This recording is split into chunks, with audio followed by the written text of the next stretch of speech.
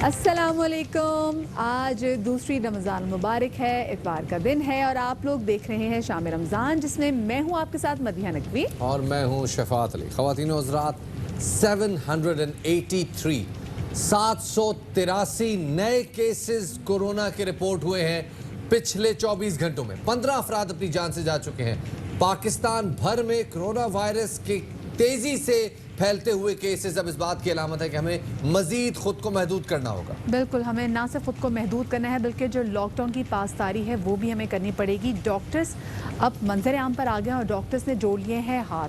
Doctors रो रहे हैं और आप लोगों के सामने बिलबिला रहे हैं कि खुदारा आप लोग ख्याल रखें, क्योंकि वही डॉक्टर्स आप लोगों से खुदा ना खास्ता अगर आप ये वायरस कॉन्ट्रैक्ट कर लेते तो आपसे डायरेक्टली डील करेंगे। और अब डॉक्टर्स ये कह रहे हैं कि अगर हमें कुछ हो जाता है तो हमारे घर वालों का क्या होगा। खुदा ना खास्ता अगर हम डॉक्टर्स आपके लिए नहीं होंगे तो फिर आपके लिए कौन होगा यहाँ पर। डॉक्टर से अगर बात करें, वो कहते हैं कि जब हम आईसीयूज में और वार्ड्स में ड्यूटी करने के बाद घर जाने लगते हैं तो सड़क पे मौजूद रश देख के हमारा खून खौल उठता है, और यही वो जज्बा है जिसका वो अपनी प्रेस कॉन्फ्रेंसेस में इजहार कर रहे हैं। तो कोशिश करें कि ये डॉक्टर्स हमारे फ्रंट लाइन के सोल्जर्स हैं, जितनी तेजी से वो वायरस कॉन्ट्रैक्ट कर रहे हैं ऐसा ना हो कि हमारी बेहतियाती की वजह से उनको टफ टाइम मिले। बहुत कुछ है जी आज के शो में, मगर सबसे पहले क्या होता है जी, टॉप स्टोरीज।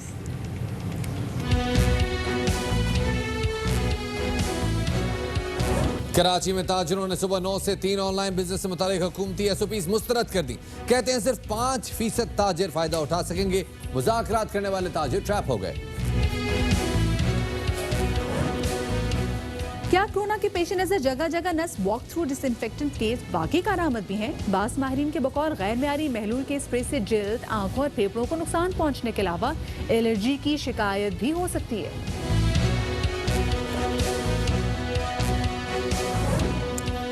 वक्त कम, मुकाबला सख्त। इफ्तार के अलावा आजमात की होम डिलीवरी पहले से ज्यादा मुश्किल। ऑनलाइन फूड शॉपिंग से मुतालिक एक्सपर्ट की जुबानी मुफीद टिप्स शामिल करेंगे।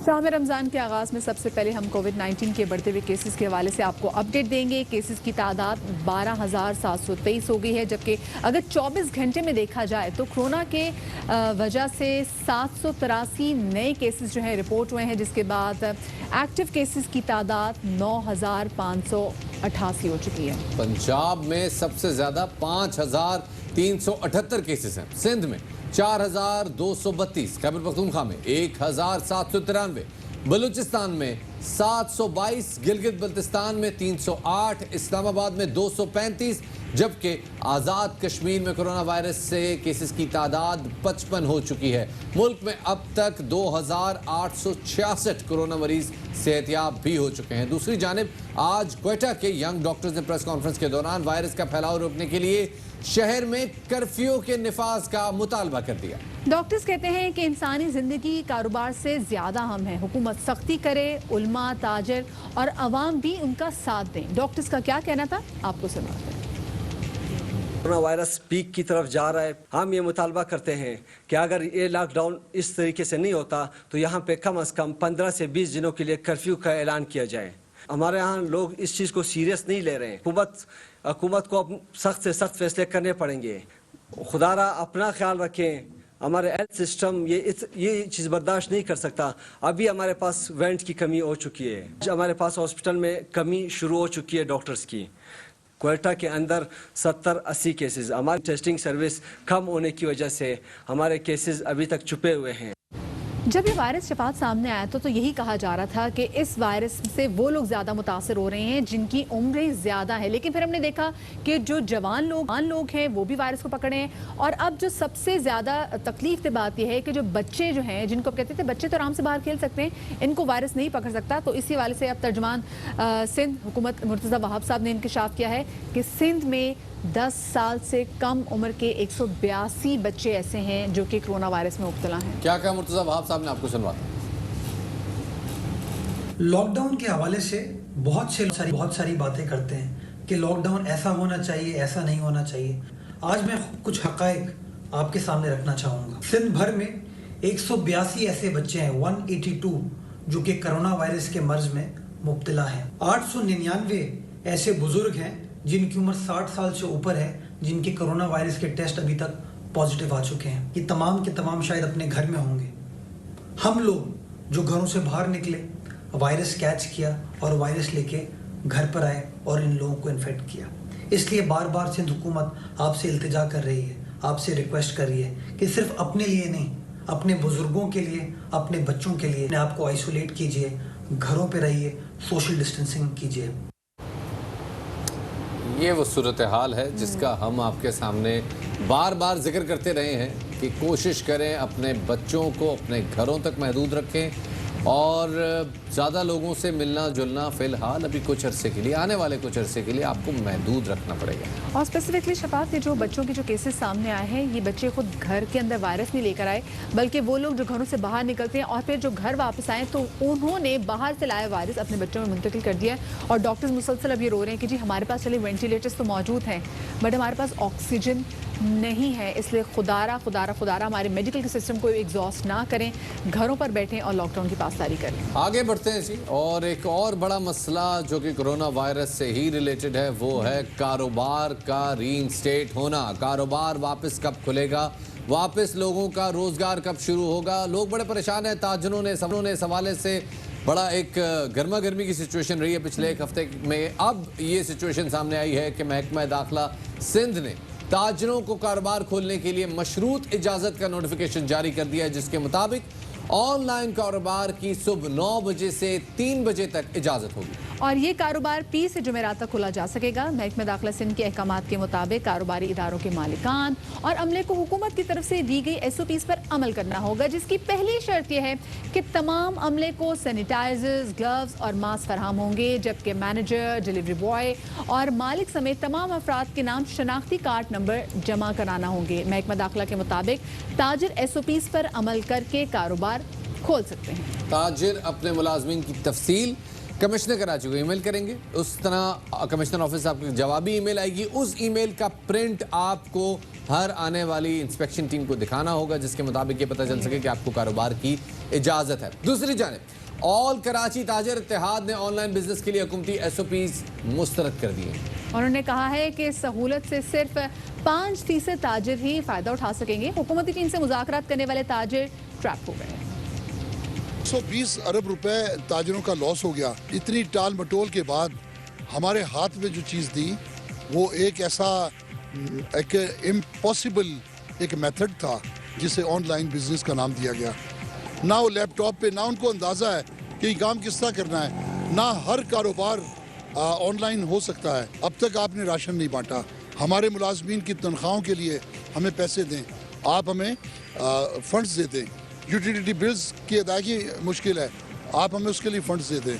किराए नहीं दे पा रहे कई लोग, और बहुत से लोगों का रोज़गार किरायों के ऊपर है। हुकूमत सिंध 1.25 माह से लॉकडाउन करने में नाकाम है, इसका जवाब कौन देगा? सिंध हुकूमत 1.25 माह से लॉकडाउन इन्फोर्स करने में नाकाम है, कहना है अतीक मीर साहब का। सईद गनी साहब हमारे साथ मौजूद हैं, सूबाई वज़ीर बल्दियात, उनको शामिल गुफ्तगू करते हैं। सईद गनी साहब, ये जो ताजिर बरादरी कह रही है वो कह रहे हैं जी ऑनलाइन कारोबार की आपने इजाज़त तो दे दी है, लेकिन सारे ताजिर ऑनलाइन कारोबार नहीं कर सकते, तो ये आपने किन को दी है सहूलत? होलसेलर्स को दी है, रिटेलर्स को दी है, क्या तफसील है इसकी?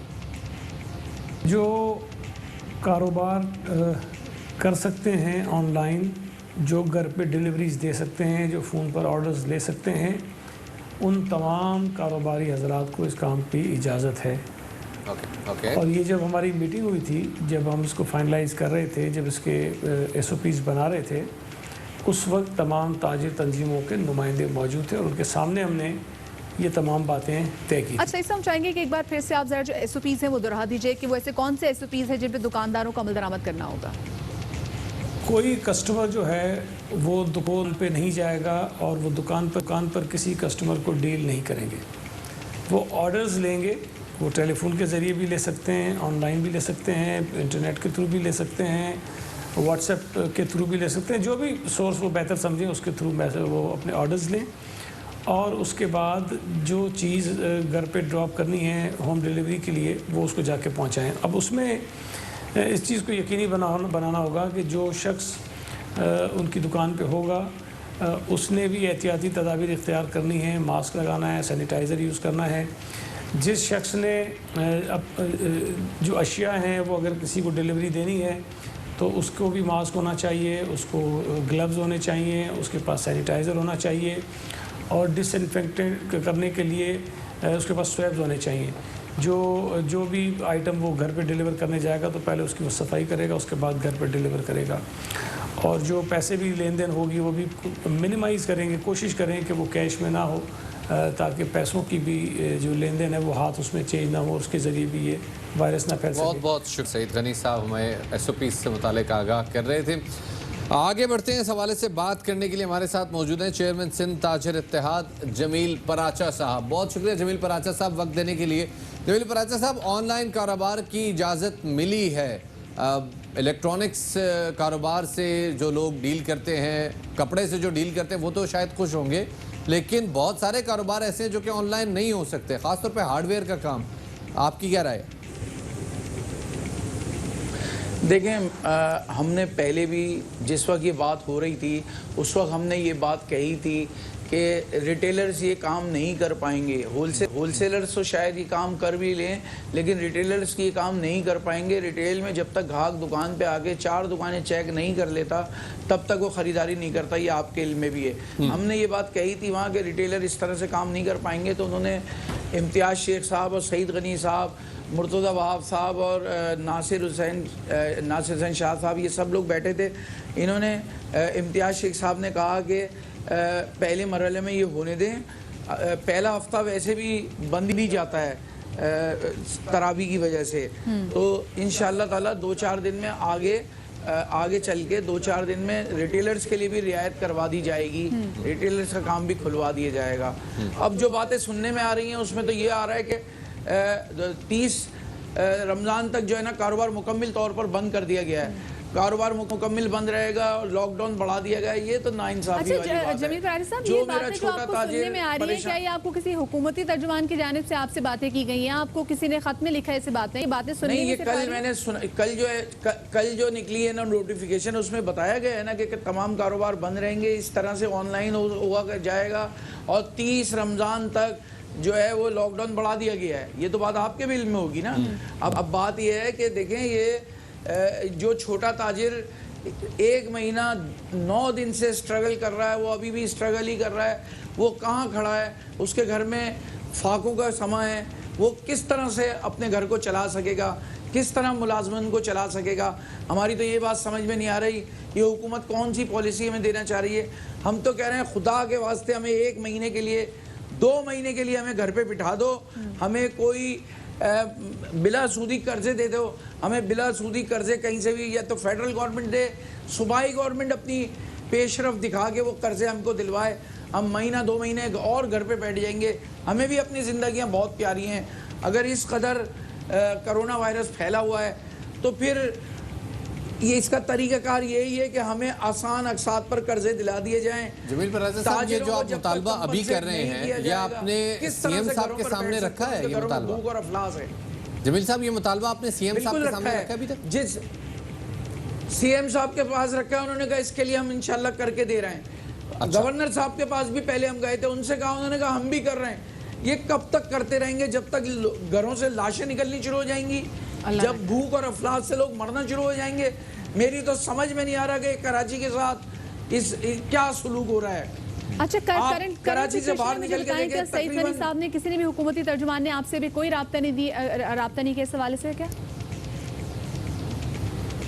जी, उसके बाद किसी ने कोई राब्ता नहीं किया है। उसके बाद तो चैनल्स पे मुलाकात हो रही है। चैनल्स पे कल वो मुर्तज़ा वहाब साहब ये भी धमकी दे रहे थे कि जी आप बोलें तो ये भी बंद करा देते हैं। तो मैंने कहा भाई, इसमें धमकी देने की बात नहीं है, साथ मिलके चलने का काम है। तो हुकूमत और ताजिर अगर साथ मिलके नहीं चलेंगे, हमने आपका साथ दिया है 1 महीना 9 दिन हमने साथ दिया है, 1 महीना 9, इससे ज्यादा क्या साथ दें? अच्छा जमील पराचा साहब, जहाँ पर धमकी दी गई है ना, जहाँ पे बोला गया, जहाँ पे सरजनिश की गई, वहाँ पे ऐसी भी बहुत सारी सिंध में हमने दुकानें दिखाई हैं जहाँ पे जो छोटे ताजिर हैं वो शटर खोलते हैं, वो अंदर जो उनके ग्राहक होते हैं बैठे मौजूद होते हैं, उसके बाद में शटर बंद करते हैं, अपना कारोबार कर रहे हैं, उनकी चीजें चल रही हैं।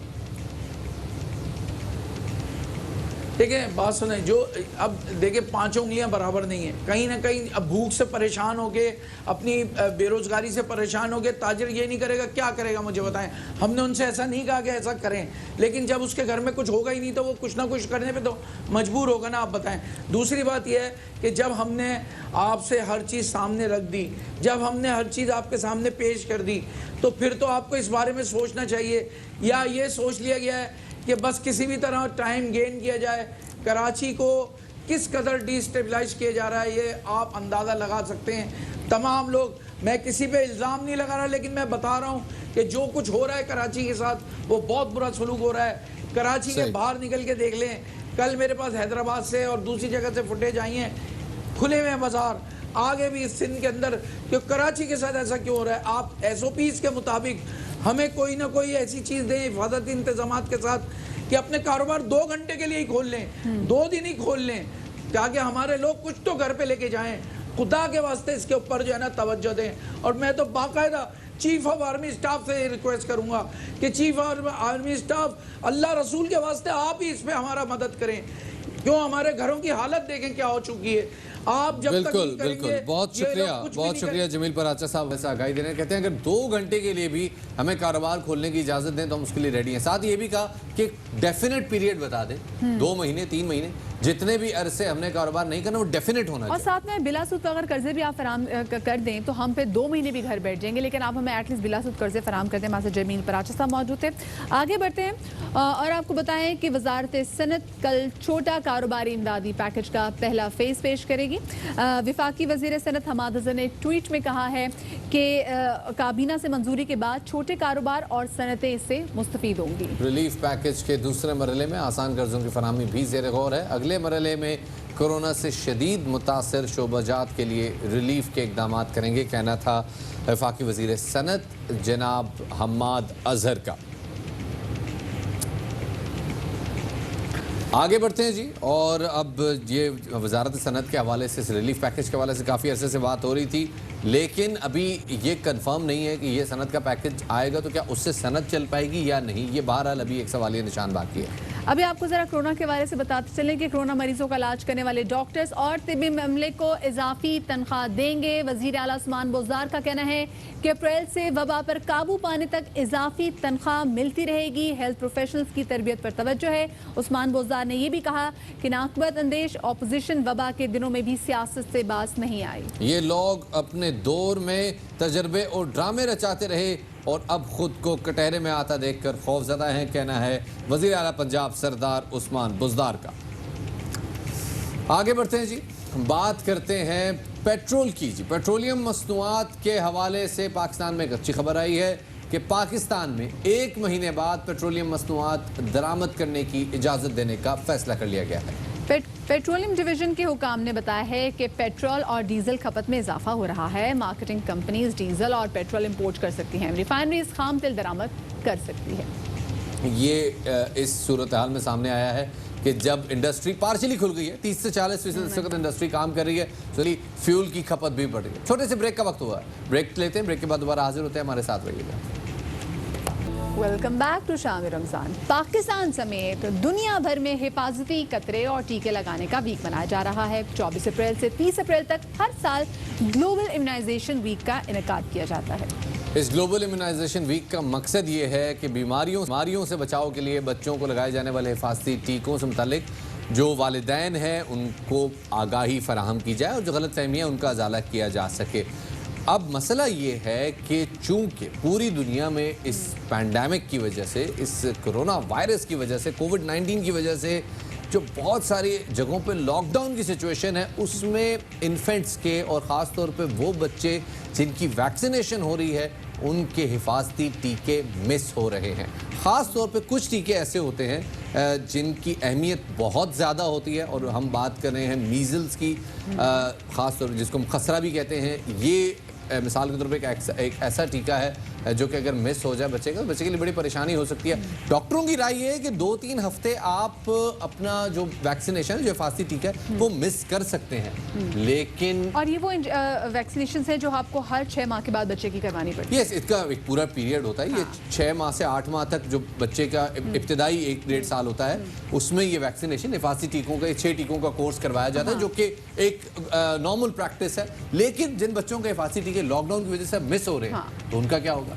हाँ, ये आपने बड़ा अच्छा सवाल किया। ये आगे जाके मैं एक्सपर्ट से पूछेंगे। साथ में क्योंकि हम वैक्सीनेशन के वाले से भी आजकल हमने देखा कि डिफरेंट ममालिक में बड़ी तहकीक हो रही है और ये कहा जा रहा है BCG वैक्सीन, आपको बता दें ट्यूबरक्लोसिस के वाले से वैक्सीन होती है, कि जिन जिन ममालिक में BCG वैक्सीन का इस्तेमाल होता रहा है या हो रहा है, वहाँ के लोगों की इम्यूनिटी कोविड-19 के हवाले से स्ट्रॉन्ग है। सो इसी वाले से और इस तरह की बहुत सारी दूसरी वैक्सीनेशन के वाले से जो बातचीत की जा रही है, हम बात करेंगे। हमारे साथ मौजूद हैं एसोसिएट प्रोफेसर पीज डॉक्टर फायजा जहां। अस्सलाम वालेकुम डॉक्टर साहिबा, वेलकम टू बाखबर सवेरा। पहले तो बल्कि मैं चाहूंगी शफात, जो आप बच्चों की वैक्सीनेशन के वाले से सवाल ओह यस, डॉक्टर साहिबा आपने हमारी बात तो सुनी। अब ज़रा पहले जल्दी से ये बता दीजिए, बहुत सारे पेरेंट्स जो देख रहे हैं कि जिन बच्चों की वैक्सीनेशन मिस हो रही है 2-3 हफ्ते तक, तो डॉक्टर्स भी कहते हैं कि कोई बड़ी बात नहीं है, लेकिन लॉकडाउन का मामला 2-3 हफ्तों से आगे हो गया है, तो क्या किया जाएगा इस वैक्सीनेशन के लिए? देखिए, अब तो गवर्नमेंट, हमारी फेडरल गवर्नमेंट ने भी और गवर्नमेंट ऑफ सिंध ने भी अब वैक्सीनेशंस ओपन कर दी हैं। तो मेरे ख्याल से वो जो डिले का पीरियड था वो थोड़ा सा जो है गुजर गया है। And what we need to do is कि अभी हमें जो है फ़ौरन से रुख करना चाहिए अपना इम्यूनाइजेशन सेंटर्स का और वैक्सीन लगवानी चाहिए। सही। जिनमें किस किस वैक्सीन का शुमार होता है भी बता दीजिए। देखिए, जो भी मिस हुई है वैक्सीन्स वो सारी जो है कैच अप प्रोग्राम के तहत लगाई जाएंगी। तो नॉर्मली जो हमारा एक्सपैंडेड प्रोग्राम ऑफ इम्यूनाइजेशन है वो सिर्फ अपने वक्त पर ही टीके देता है, और अगर टीके मिस हो जाते हैं तो कैच अप नहीं प्रोवाइड करता। लेकिन कोरोना की इमरजेंसी की वजह से ये इंस्ट्रक्शन है कि तमाम वैक्सीनेशन सेंटर्स पे तमाम डॉक्टर्स कैच अप इम्यूनाइजेशन दें। सबसे इम्पॉर्टेंट वैक्सीन इसमें खसरा की वैक्सीन है।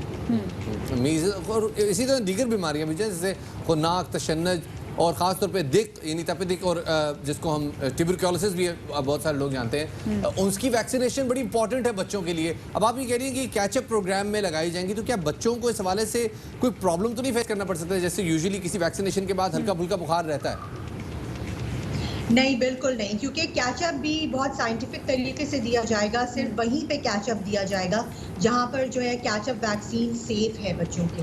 सही। अच्छा डॉक्टर फायजा, ये कहिएगा, बड़ी ये बातें हो रही हैं कि जी जहां पर BCG, जिन ममालिक में BCG वैक्सीन जो है वो दी गई है, वहाँ के जो लोगों की इम्यूनिटी है वो काफ़ी ज़्यादा हाई होती है कोविड-19 के ख़िलाफ़। लेकिन साथ में ये भी देखा है कि जिन जिन ममालिक की बात कर रहे हैं, बहुत सारे यूरोपियन कंट्रीज़, वहाँ पर काफ़ी बड़ी तादाद में लोगों की बात हुई है।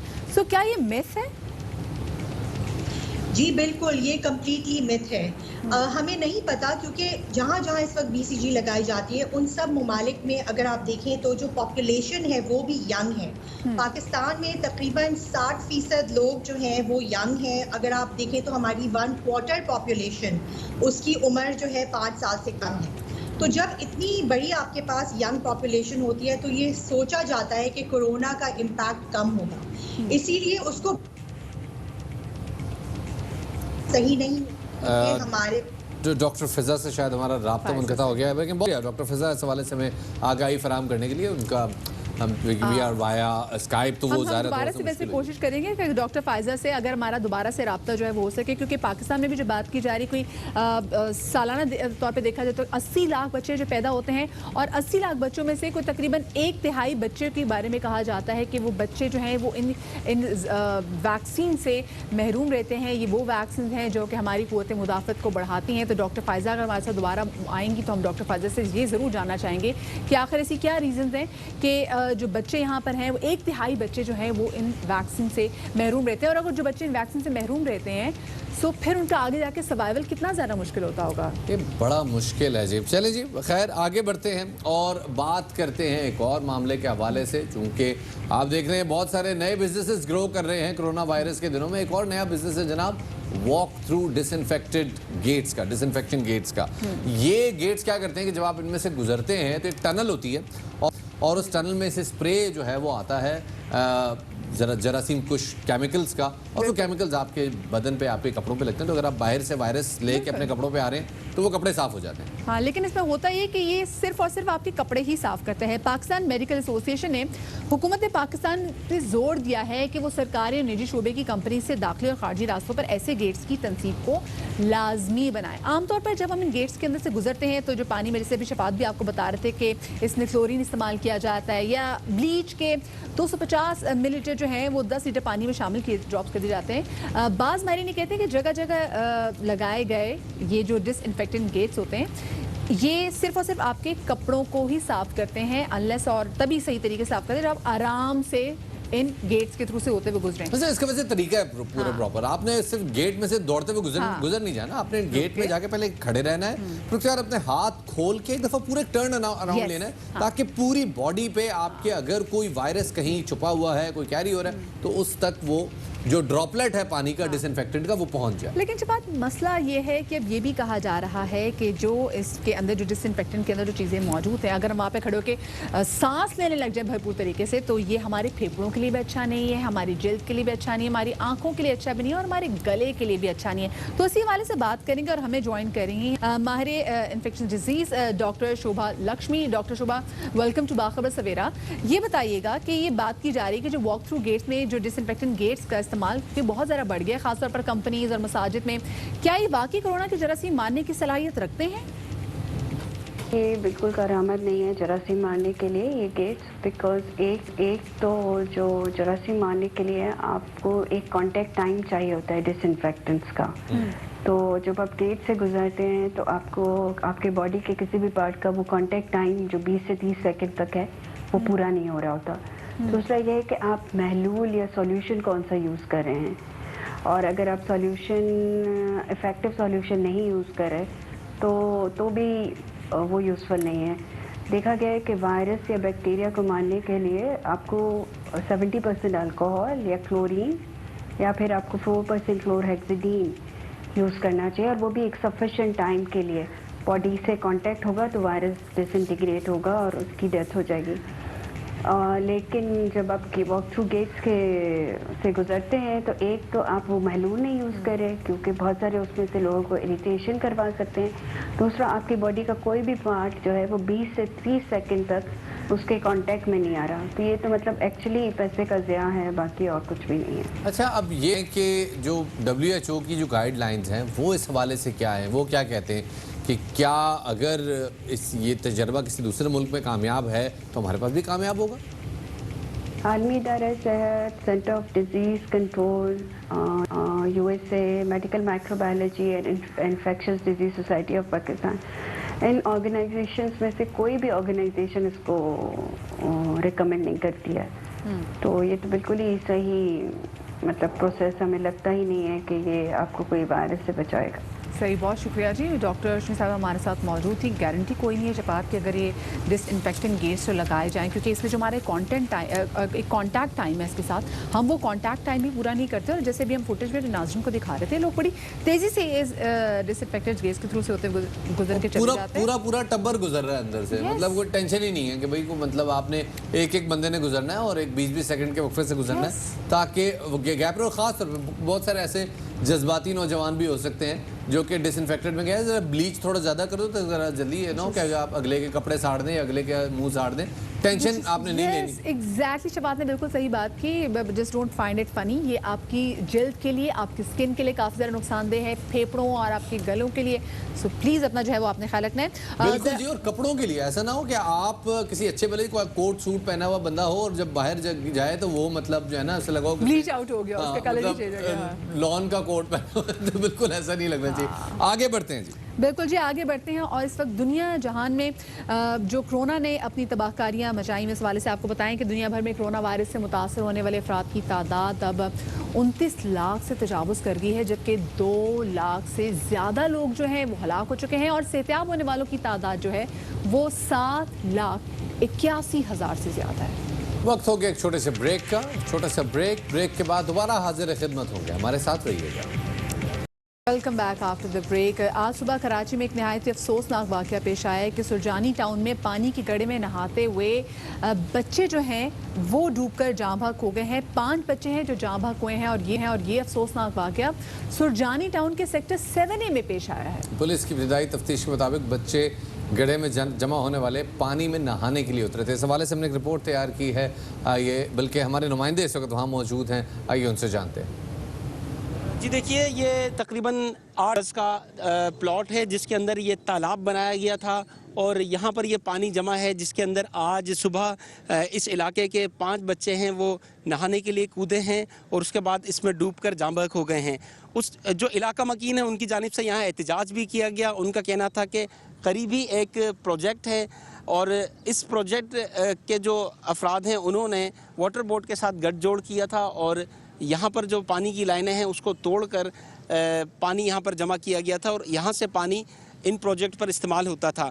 पुलिस ने इस अवामी एहतजाज और आज होने वाले वाक़े के बाद ये जो प्रोजेक्ट यहाँ पर चल रहा है इसके चौकीदार को हिरासत में लिया है। पुलिस का कहना है कि जो बिल्डर है उसकी गिरफ्तारी के लिए भी कोशिशें कर रहे हैं। जो जाँ बहक बच्चे हैं उनके वर्षा के साथ भी राब्ते में हैं। अगर वो कहेंगे तो कानूनी रास्ता अख्तियार करते हुए बिल्डर के खिलाफ मुकदमा दर्ज किया जाएगा और उसे गिरफ्तार भी किया जाएगा। जी बहुत बहुत शुक्रिया अफजल, हमें इस हवाले से आगाही फराहम करने के लिए। आगे बढ़ते हैं जी, और अब बात करते हैं एक ऐसे मामले की कि चूँकि कोरोना की वजह से आप देख रहे हैं कि फूड सेक्टर सबसे ज़्यादा मुतासर हुआ है। अब उस हवाले से हमारे पास एक अहम मसला सामने आ गया। बिल्कुल जो वो ये है क्योंकि अब रेस्टोरेंट जो हैं वो तो बंद कर दिए गए हैं और अब डिलीवरी जो है वो खोल दी गई है और जो डिलीवरी के टाइमिंग्स भी हैं वो शाम 5 से लेके रात 10 बजे तक हैं। तो वो तमाम तर रेस्टोरेंट जो हैं ये डिलीवरी जो है इन घंटों के दरमियान जो है वो कर सकते हैं, ऑनलाइन चीज़ें मंगवा सकते हैं। लेकिन यहाँ पर एक मसला ये भी आ रहा है कि लोड की वजह से ना तो दुकानदार ऑनलाइन ऑर्डर वक्त पर बना पा रहे हैं और ना ही जो राइडर हैं, ये लोग शिकायत कर रहे हैं कि ना ही जो राइडर हैं वो रेस्टोरेंट से घरों तक बर वक्त डिलीवर करने के लिए भी वो काबिल नहीं है, यानी कि खाना लेट पहुंच रहा है। इस हवाले से बात करने के लिए हमारे साथ मौजूद हैं जनाब फूड हसन अली भट्टी साहब। भट्टी साहब बहुत शुक्रिया वक्त देने के लिए। भट्टी साहब, पूरी वैसे तो रेस्टोरेंट इंडस्ट्री बड़े क्राइसिस का शिकार है, लेकिन ये जो अब मामला हो रहा है कि डिलीवरीज की इजाज़त दी गई है लेकिन मसला है कि पूरी कौम एक साथ खाना खाती है और वो भी 2 वक्त का, तो कैसे मुमकिन होगा रेस्टोरेंट्स के लिए इतने सारी क्लाइंटेल को एक ही वक्त में कैटर करना? देखें, बहुत आसान है। 5 से लेकर 10 बजे तक का टाइम है जिसमें आपको कुक्ड खाना मिलेगा। 5 बजे से पहले आप अनकुक्ड खाना जो है आप अपने लिए ऑर्डर कर सकते हैं। तो अगर आप मिसाल के तौर पे फ्रोज़न चीज़ें मंगवा लेते हैं या कुछ ऐसी चीज़ें कर लेते हैं तो वो आप फ्रीज़ कर सकते हैं। आपको बाद में फ्राई कर लें या ग्रिल करना है या जो भी करना है। जहाँ तक कुक चीज़ों का सवाल है तो उसके लिए इफ्तार में आप अपना 5 बजे से पहले ऑर्डर दे सकते हैं। डिलीवरी 5 बजे से पहले होगी। काफ़ी रेस्टोरेंट्स हैं जो 4 बजे से ही ऑर्डर्स लेना शुरू कर देते हैं। सही। तो ज़रूरी नहीं है कि आप बिल्कुल इंतज़ार करेंगे जी एन इफ्तार के टाइम पे आपको खाना मिले। थोड़ा पहले मंगवा लें, माइक्रोवेव में गर्म कर लें, नहीं तो अगर आपका टोस्टर ओवन है आप उसके अंदर गर्म कर लें। बिल्कुल।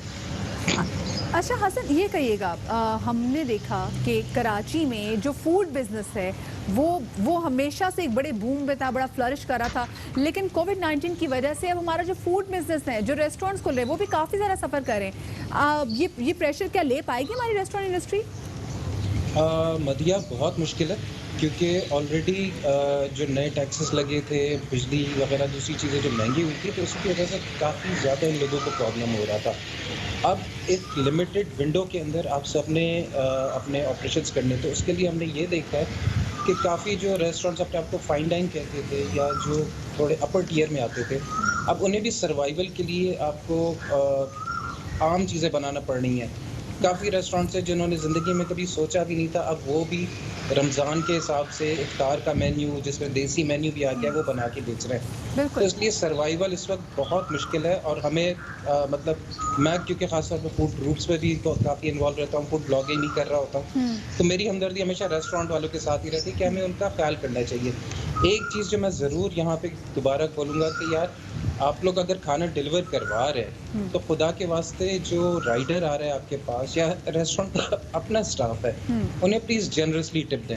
वो बेचारे आपकी टिप के ऊपर डिपेंडेंट होते हैं। रेस्टोरेंट्स उनको बहुत कम तनख्वाह मिल रही होती है, वो आपके लिए अपनी जान हथेली पे रखे। मतलब इस वक्त तो कोरोना के में बाकायदा भट्टी साहब, जानते आपने नहीं ना करेंगे वैसे वो आप। बड़ा एक अहम नुक्ता भी यहाँ छेड़ दिया है कि आपको लगता नहीं है कि बहुत सारे बिजनेसेस अफ्लोट रह सकेंगे, लेकिन कोई नंबर, कोई तवक्को आपके जहन में है कि कराची में तो हम देख रहे हैं कि बिजनेसेस बहुत ज़्यादा सफ़र हुए हैं और बड़ी रिलाई करती है कराची की आवाम भी आउटडोर फूड्स के ऊपर, तो कितने रेस्टोरेंट्स, कितने परसेंट अगर हम बात करें रेस्टोरेंट ऐसे आपको लग रहे हैं कि जो अफ्लोट रहेंगे और कितने ऐसे होंगे जो इस क्राइसिस को सस्टेन नहीं कर पाएंगे? शफात, मैं नंबर्स पे इसलिए नहीं जाऊंगा क्योंकि मुझे बहुत दुख होता है कि जस्ट जब बॉलपार्क मैं फिगर, एक गिव मी अ कहूं कि- बॉलपार्क फिगर। हाँ, मेरा अंदाजा ये है 25 से 30% है जो सरवाइव नहीं कर सकेंगे। That's huge. और कराची जैसे शहर में, क्योंकि हसन इससे पहले देखा था इस्लामाबाद में भी, लाहौर में भी, इनफैक्ट पंजाब के और दीगर जो शहर है वहाँ पे जो डिलीवरीज थी वो खुली हुई थी, लोग बड़े आराम से रेस्टोरेंट्स खुले हुए थे, लेकिन कराची में समा थ्रू आउट द रेस्टोरेंट्स जो हैं वो बंद रहे हैं। लेकिन हसन ने बड़ी अच्छी बात की कि आपके पास जो डिलीवरी बॉयज़ आते हैं उनको जनरली आप टिप करें। वैसे तो असूल है कि आपको 10% टिप देनी चाहिए, हमारे पाकिस्तान में वो भी नहीं करते, लेकिन आप कोशिश कर लें, रमज़ान का महीना है तो एटलीस्ट आप उनको अच्छा टिप जो है वो ज़रूर करें। बहुत शुक्रिया जी। हसन अली भट्टी हमारे साथ मौजूद थे, नाम वफर हमारे साथ थे और ये बता रहे थे कि कितना सफ़र कर रहे हैं जो इस वक्त कराची में जो रेस्टोरेंट्स की इंडस्ट्री है। और अभी अल्लाह ना करे अगर ये क्राइसिस ऐसे ही रहे तो 25% मुझे लगता है अभी भी, like he was being kind to say कि 25% जो है लोग जो है अपना कारोबार यहाँ से निपटा लेंगे। तो जनाब, एक बड़ी अहम डेवलपमेंट भी हो चुकी है इस हवाले से। मसला है कि इस वक्त वक्त बड़ा कम है, हम ज़रा हेडलाइन सुनते हैं, हेडलाइन सुन के वापस आते हैं। 18वीं तरमीम के हवाले से बड़ी अहम डेवलपमेंट हो रही है, ब्रेक के बाद शामिल करेंगे, हमारे साथ रहिएगा। ब्रेक के बाद खुशामदीद कहते हैं आपको शाम रमज़ान में। एक बड़ी अहम डेवलपमेंट सामने आ रही है, उस हवाले से ज़रा डिस्कशन शामिल करेंगे और वो डेवलपमेंट है NFC अवार्ड और 18वीं तरमीम से मुतालिक, उसको भी शामिल गुफ्तगू करेंगे। ब्रेक पे जाने से पहले हम शाम रमज़ान में आपके सामने मुख्तलिफ मौज़ूआत पे बात कर रहे थे और आज हमने वैक्सीनेशन के हवाले से भी आपको आगाही फराहम करने की कोशिश की। जैसे बहुत सारी जो मिस थी कि BCG वैक्सीन जिन ममालिक ने इस्तेमाल की है वहाँ पर कोविड-19 के होने के चांसेस नहीं है, और बहुत सारी चीज़ें क्लोरोक्विन के बारे में पहले कहा जा रहा था लेकिन बाद में पता चला नहीं, क्लोरोक्विन से लोग मर भी रहे हैं। तो इसलिए भी कहते हैं जितने मुँह उतनी बातें, जब तक कोई मुस्तनद चीज़ आ नहीं जाती, जब तक WHO खुद आपको नहीं बता देती, तब तक हम भी उसको इंडोर्स नहीं कर सकते। ऑफ कोर्स बहुत कुछ है जी आज के इस प्रोग्राम में शेयर करने के लिए, लेकिन एक बहुत बड़ी खबर भी हमारा इंतजार कर रही है। तो पहले ज़रा तय कर लेते हैं कि आज की टॉप स्टोरीज क्या है। ब्रेकिंग न्यूज़ आपको यहाँ देते चलें। वफाकी हुकूमत का 18वीं तरमीम और NFC अवार्ड में नजरसानी का फैसला। वफाकी हुकूमत की 18वीं तरमीम NFC अवार्ड पर सियासी जमातों से राब्ते भी हुए हैं। बाद सियासी जमातों की जानिब से वफाक को नजरसानी के लिए मस्बत अशारे भी मिले हैं। सूबे बड़े बहरान के लिए तैयार थे, ना वफाक की हिदायत पर मुकम्मल अमल कर पाए। एक बड़ी अहम खबर ख़वातीन और हज़रात आपके साथ शेयर करते चलें कि वफाकी हुकूमत का 18वीं तरमीम और NFC अवार्ड में नजरसानी का फैसला सामने आ रहा है। वफाकी हुकूमत के 18वीं तरमीम NFC अवार्ड पर सियासी जमातों से राब्ते जारी हैं। ज़राए के मुताबिक बाज़ सियासी जमातों की जानिब से वफाक को नजरसानी के मस्बत इशारे मिले हैं। सूबे बड़े बहरान के लिए तैयार थे और ना वफाक की हिदायत पे अमल कर पाए, इसी वजह से 18वीं तरमीम पे नजरसानी का फैसला किया गया है, ये कहना है हमारे ज़राए का। इसी हवाले से बात करने के लिए हमारे साथ मौजूद हैं ARY न्यूज़ सीनियर तज्ज़ियाकार प्रोग्राम द रिपोर्टर्स के मेज़बान जनाब साबिर शाकिर साहब, उन्हें शामिल गुफ्तगू करते हैं। बहुत शुक्रिया साबिर साहब हमें वक्त देने के लिए। साबिर साहब, 18वीं तरमीम एक बहुत बड़ी डेवलपमेंट थी 2010 में जब से ये मंजूर हुई। बड़े अहम इसमें इख्तियारात को चैलेंज किया गया, बड़े अहम मामलात को ख़त्म किया गया। ख़ास तौर पे सदर पाकिस्तान का असम्बलियाँ तहलील करने का इख्तियार जो है उसको ख़त्म किया गया। और स्पेसिफिकली NFC अवार्ड का तो बहुत क्रेडिट लेती रही है पाकिस्तान पीपल्स पार्टी। जी जनाब, तो अब क्या लगता है आपको कि ये जो मामला है 18वीं तरमीम का, ये किस तरफ जा रहा है? देखें शफात और मदिया, बात यह है कि 18वीं तरमीम जिस नीयत से की गई थी कि सूबों को मजबूत किया जाएगा, तो बहुत सारे डिपार्टमेंट्स, बहुत सारे वजारतें, महकमे वो सूबों को मुंतकिल कर दिए गए। लेकिन उसके बाद हमने देखा कि 10 साल नहीं बल्कि 12-13 साल गुजरने के बावजूद भी सूबों ने उस सिलसिले में कोई काम नहीं किया। और ख़ास तौर पे जब ये कोरोना क्राइसिस आया, पहले तो इसको एक पॉलिटिकल या सियासी नारा कहा जाता था, जो भी बात करता था कि 18वीं तरमीम को रिव्यू करें, तो फ़ौरन सूबाई खुद मुख्तारी का मामला आ जाता था सामने, और रज़ा रब्बानी साहब और ये पीपल्स पार्टी ख़ास तौर पे इस तरह के लोग आ जाते थे। लेकिन अब छोटी जमातों ने भी 13 साल में ये सबक सीखा है कि ये तो दो सियासी जमातों का आपस का कोई था, क्या कहना चाहिए, पावर शेयरिंग थी कि सूबों में हम हुकूमतें करेंगे, और ये बुनियादी मकसद इसका ये जाहिर हुआ कि ये हुकूमतें करने का मामला था, ना कि इस्लाहात लाना। अब कोरोना का जब मामला आया तो कोरोना के नतीजे में हमने देखा कि कोई ना विफाक की कोई बात सुन रहा है, ना सूबे आपस में कोई कोऑर्डिनेट कर रहे हैं, कोई एक ऐसा फोरम नहीं था जहां पे बैठ के बातचीत की जा सके। उसके लिए हंगामी तौर पे national command and operation centre कायम करना पड़ा, और वहाँ पे सिविल मिलिट्री लीडरशिप इकट्ठी हुई, वहाँ पे सूबे आए और वहाँ पे ये काम करना पड़ा। ये था। और दूसरा NFC वार्ड के मामले में एक मिनट लूंगा, उसके बाद फिर आपसे सवाल आप कर रहे हैं। NFC वार्ड का जो मामला हुआ वो ये था कि कर्जे, अगर यही सेटअप और यही सिस्टम चलता रहा तो अगले 1000 साल भी पाकिस्तान अपने कर्जे नहीं उतार सकेगा। कर्जे लेता है विफाक, और जब उतारने की बारी आती है वो भी जिम्मेदारी दे दी जाती है विफाक को कि जी ये विफाक उतारेगा। कर्जे जब आते हैं तो वो यूटिलाइज होते हैं सारे सूबों में, लेकिन वापसी के वक्त कहा जाता है ये तो विफाक की जिम्मेदारी है। इसी तरह सादा सी मिसाल दूंगा कि 1000 अरब रुपया अगर इकट्ठा किया जाता है महसूलात की मद में, तो सूबों में वो तकसीम कर दिया जाता है, सूबे आ जाते हैं कि हमारा हिस्सा हमें दे दें।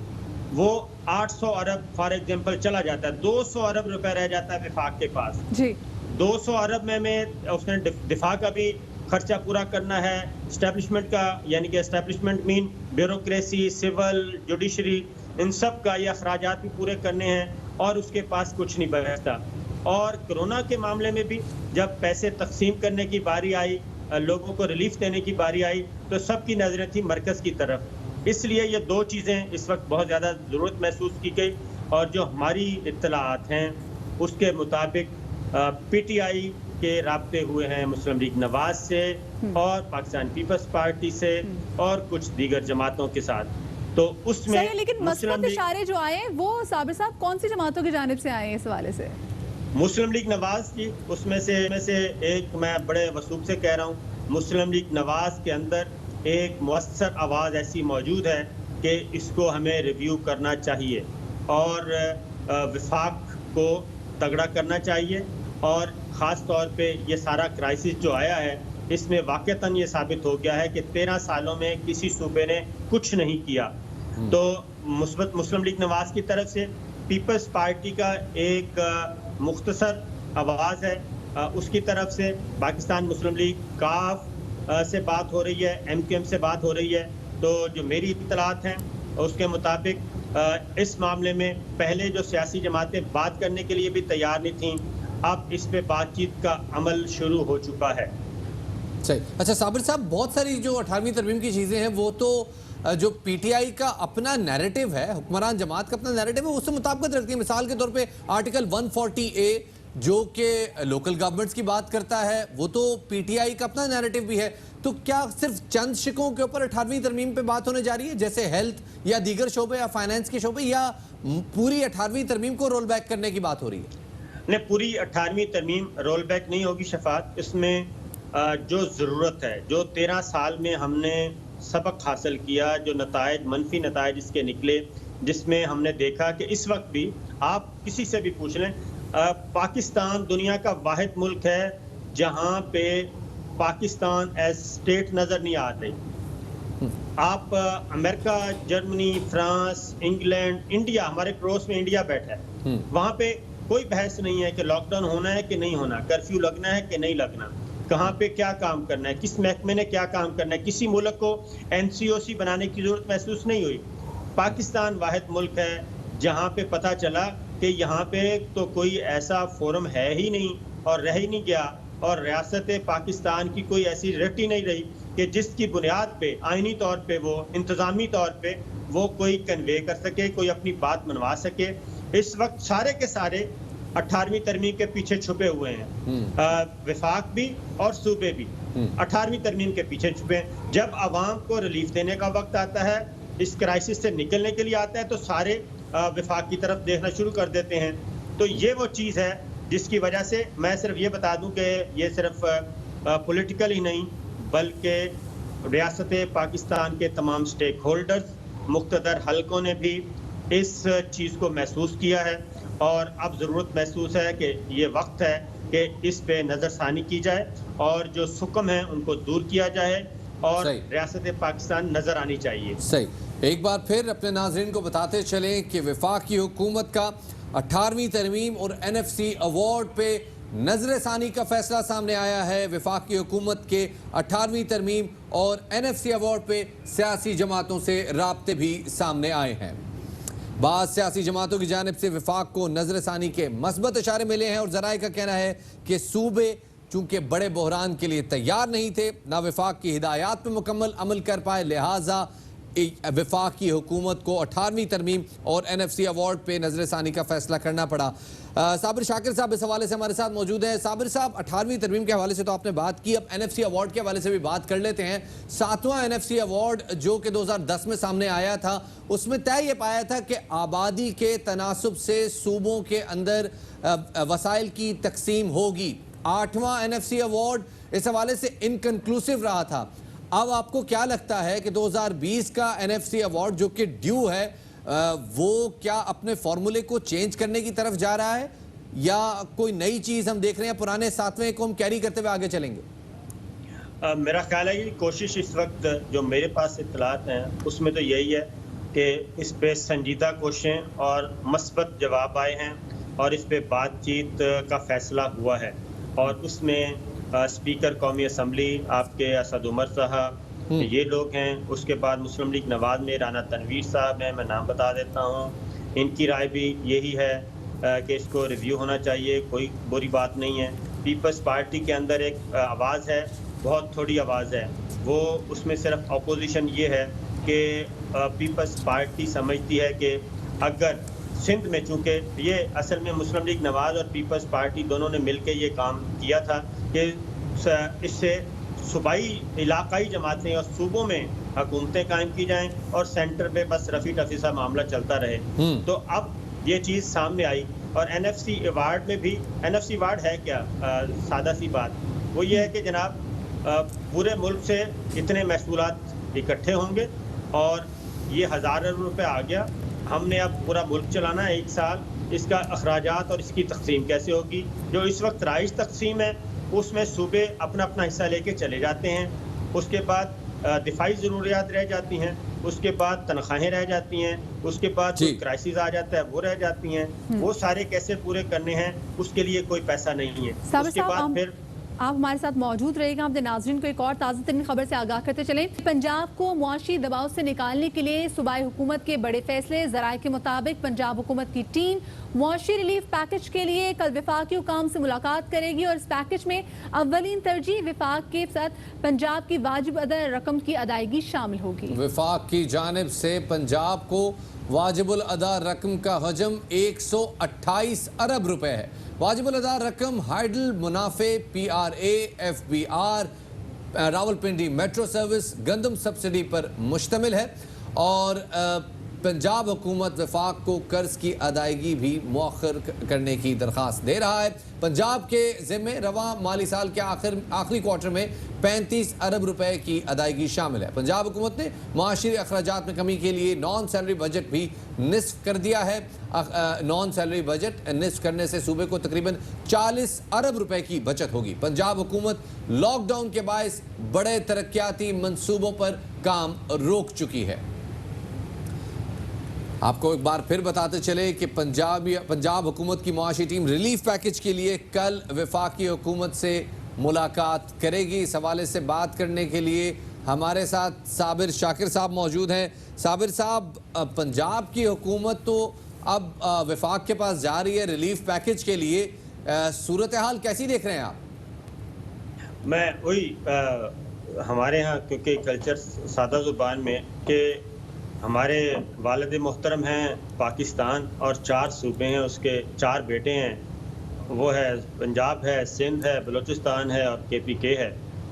वो खर्चों के लिए, कर्जों के लिए तो चले जाते हैं अपने सेंटर के पास, पाकिस्तान के पास, मादरे वतन के पास, लेकिन जब पैसे वापस करने की बारी आती है तो उस वक्त वो दौड़ जाते हैं, वो कहते हैं ये हमारी जिम्मेदारी नहीं है। तो उसी जानब ये जो इस वक्त भी हम क्राइसिस देख रहे हैं, सारे सूबे इस वक्त मांग रहे हैं पैसे। साबिर साहब, आप विभाग हमारे से। साथ रहिएगा। हमारे नुमाइंदे ख्वाजा नसीर इस वक्त हमें इस हवाले से मजीद आगाह कर रहे हैं। जी ख्वाजा साहब, बताइएगा क्या सूरत हाल है इस वक्त? जी बिल्कुल, इस वक्त पंजाब के अंदर एक बड़ी जो जी इस वक्त पंजाब की सूरत यह है कि पंजाब की जो मौशी टीम है वो मौजूदा जो टर्मोइल की सूरत हाल है से निकलने के लिए कल फेडरल गवर्नमेंट से मुलाकात करने के लिए जा रही है, और पंजाब जो अपने हिस्से की फाइनेंशियल लाइबिलिटीज जो कि पे करनी है फेडरल गवर्नमेंट ने पंजाब को, उनकी मालियत तकरीबन 128 अरब रुपए के करीब बनती है। ये 128 अरब रुपए पर पंजाब क्लेम करेगा कि पंजाब की फाइनेंशियल जो लाइबिलिटीज है वो पंजाब को वापस कन्वर्ट की जाए, जबकि इसके साथ साथ ये भी कहा जा रहा है कि पंजाब जो है उसने अपनी जो नॉन सैलरी बजट है उस नॉन सैलरी बजट को तकरीबन निसफ के करीब कर दिया, और नॉन सैलरी बजट को निसफ करने से पंजाब को 40 बिलियन रुपए की बचत के लिए जा रहा है।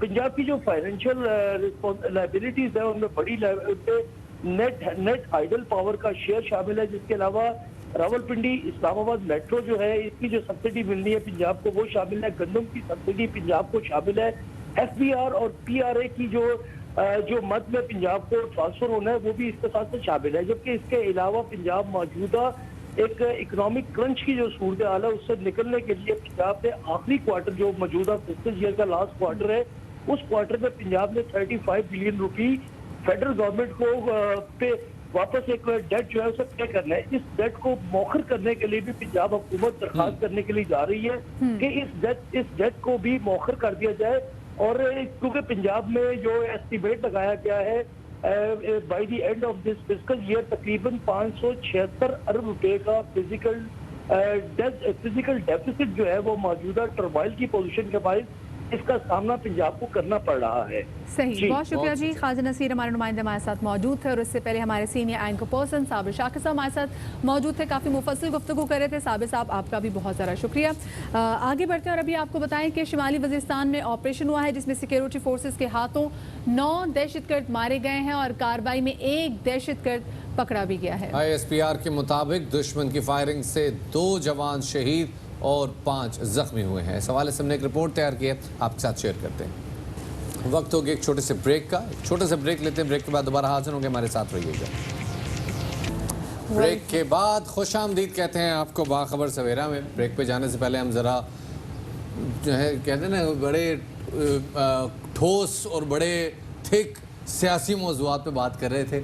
अब ज़रा ब्रेक के बाद वापस आते हैं और उन हवालों से बात करते हैं जिनमें आपकी और मेरे ख्याल में हम में से पाकिस्तान में ऐसा कोई शख्स नहीं है जिनकी इन साहब से दिलचस्पी ना हो। बिल्कुल जी, हम ज़रा बात कर रहे हैं अपने थिएटर्स के हवाले से, अपनी फिल्म इंडस्ट्री के हवाले से, क्योंकि कोविड-19 की वजह से जहाँ पर बेरोज़गारी बहुत ज़्यादा फैल गई है, हमारे जो स्टेज के आर्टिस्ट हैं, स्टेज के आर्टिस्ट तो फिर उन्हें अच्छा अगर कमाया होता है तो वो अच्छा सर्वाइव कर होते हैं, लेकिन जो साथ में उनके पीछे पूरा सपोर्टिंग स्टाफ होता है। हमारे फिल्म का अगर आप वहाँ चले जाए जो बन रही होती है, जो स्पॉट बॉयज़ होते हैं, उनके घरों के जो चूल्हे हैं वो अब ठंडे पड़ने लग गए हैं। काफ़ी ज़्यादा मुश्किलात से दो चार एक तरह से जो हमारी इंडस्ट्री है वो सफ़र कर रही है, और इसी हवाले से मज़ीद बात करेंगे। हमारे साथ मौजूद हैं स्टेज के नामवर हिदायतकार, बेहतरीन राइटर और कौन इनके नाम से वाकिफ़ नहीं है, नसीम विकी साहब हमारे साथ मौजूद हैं। अस्सलाम वालेकुम नसीम भाई, वेलकम टू शाम रमज़ान। सबसे पहले तो ये बताइएगा कि इस वक्त आप मौजूद हैं वहाँ पर, थिएटर्स के क्या हालात हैं, फिल्म इंडस्ट्री वालों के क्या हालात हैं इस कोविड-19 की वजह से? वालेकुम अस्सलाम मदिया, बहुत शुक्रिया आपने मुझे अपने साथ लिया। रमज़ान है, मेरी तरफ से अहले पाकिस्तान को रमज़ान मुबारक। और जहाँ बात है थिएटर की, तो थिएटर में रोज़गार जो है ये नहीं कि अभी थोड़ा अरसा गुजरा है तो बंद हुआ है। ये जिस दिन बंद हुआ था उसी दिन से ये डैमेज हो गया था, क्योंकि बहुत सारे लोग ऐसे हैं हमारे साथ जुड़े हुए जो दिहाड़ी पे काम करते हैं, जिन्होंने काम करना है तो उनके घर का चूल्हा जलना है। तो चूल्हा तो जिस दिन ये रिपोर्ट आई थी उसी दिन बहुत सारे लोगों का बंद हो गया था। तो बाकी जो दूसरे लोग हैं जो थिएटर को बहुत अच्छे से चला रहे थे, देख रहे थे, उनका भी सर्वाइवल जो है बहुत मुश्किल हो चुका है। अब घरों में बैठ के कोई ऐसी मशीन नहीं है जिससे आप अपना रिस्क उगा सकें या कोई अपना काम ऐसा कर सकें जिससे आप अपने घर का चूल्हा जो वो जला सकें। बहुत मुश्किल आन पड़ी है स्पेशली थिएटर के लोगों को, क्योंकि ये लोग लाइव काम करने वाले लोग हैं।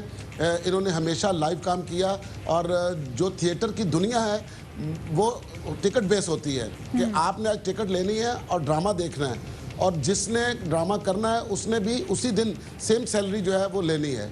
ये कैश का काम था जो टोटल बंद हो चुका है और बहुत अरसे से बंद है, और बहुत कसमपुरसी की लाइफ जो है वो थिएटर के लोग गुजार रहे हैं। नसीम भाई, बहुत सारे लोग जो हैं वो इस इंडस्ट्री में वो बड़े म्यूचुअली रिलेटेड होते हैं आपस में। ये ऐसी खुशकिस्मत इंडस्ट्री है कि जिसमें लोग एक दूसरे का हाथ पकड़ते हैं।